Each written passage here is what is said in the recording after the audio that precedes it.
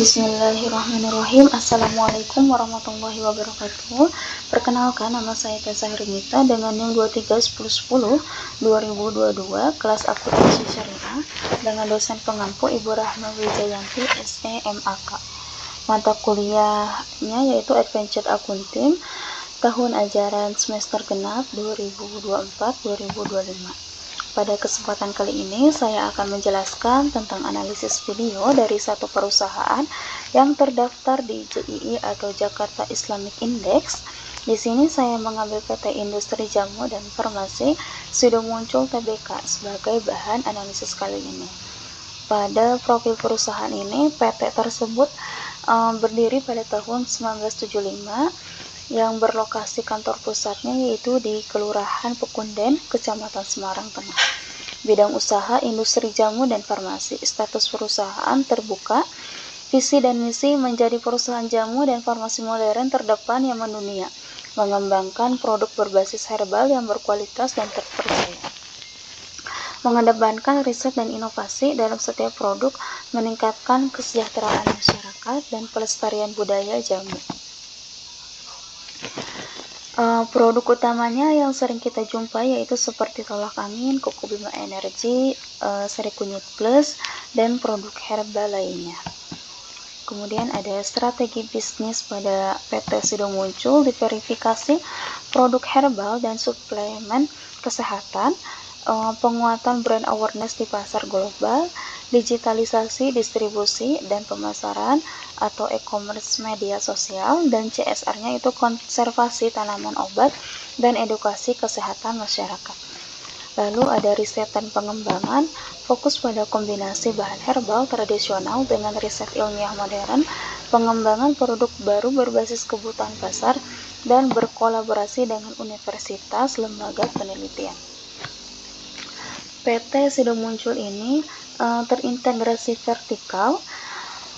Sidomuncul melakukan integrasi vertikal ke depan maupun ke belakang. Pada tahun 2010, Sidomuncul melakukan strategi integrasi vertikal ke belakang dengan mendirikan PT Semarang Herbal. Indoplan adalah pabrik ekstraksi bahan baku yang didirikan dengan tujuan untuk meningkatkan kapasitas produksi, memperpendek mata rantai produksi, meningkatkan efisiensi dan standarisasi bahan baku, serta menampung hasil panen para petani rempah. Pada tahun 1975, Sidomuncul juga melakukan integrasi vertikal ke depan dengan mendirikan PT Muncul Mekar, didirikan untuk memenuhi peraturan pemerintah yang mengharuskan produsen untuk menunjuk distributor dalam memasarkan produknya.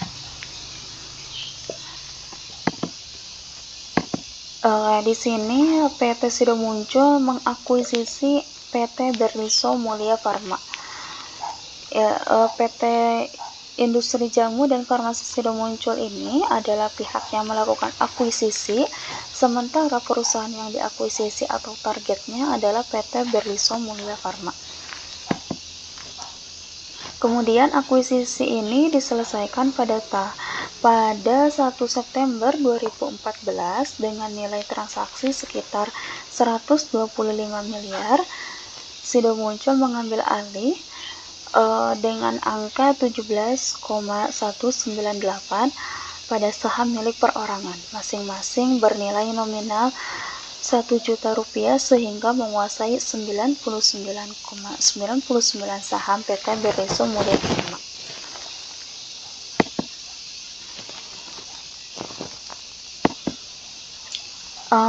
Setelah Sidomuncul mengakuisisi Berliso pada tahun 2014, terdapat beberapa dampak signifikan terhadap perusahaan dari berbagai aspek, baik internal maupun eksternal. Berikut ini adalah dampak-dampak yang dapat diidentifikasi, yaitu seperti aspek di sini yaitu aspek struktur perusahaan, dampaknya lebih terintegrasi herbal ditambah farmasi. Kemudian aspek logo atau identitas, dampaknya tetap sama tapi cakupan brand lebih luas. Aspek produk atau layanan berdampak bertambah dengan produk farmasi, genetik dan modern. Aspek kinerja saham berdampak cenderung naik dalam jangka panjang akibat diversifikasi dan pertumbuhan. Kemudian ada aspek persepsi publik meningkat lebih ilmiah dan profesional. Aspek ekspansi pasar, dampaknya lebih mudah ekspor ke pasar internasional. Aspek efisiensi produksi berdampak naik karena fasilitas berdiso modern. Aspek sinergi organisasi berdampak menggabungkan nilai tradisional dan ilmiah. Kemudian ada item kombinasi bisnis yang terdapat pada perusahaan, yaitu item kombinasi bisnis konsolidasi laporan keuangan, penyesuaian nilai wajar aset neto, akuisisi saham biasa. Kemudian yang tidak ada di sini seperti perusahaan dilikuidasi, penggabungan usaha sejenis merger, akuisisi terbaik. Sekian dari saya yang bisa saya sampaikan. Terima kasih, semoga bermanfaat. Wassalamualaikum warahmatullahi wabarakatuh.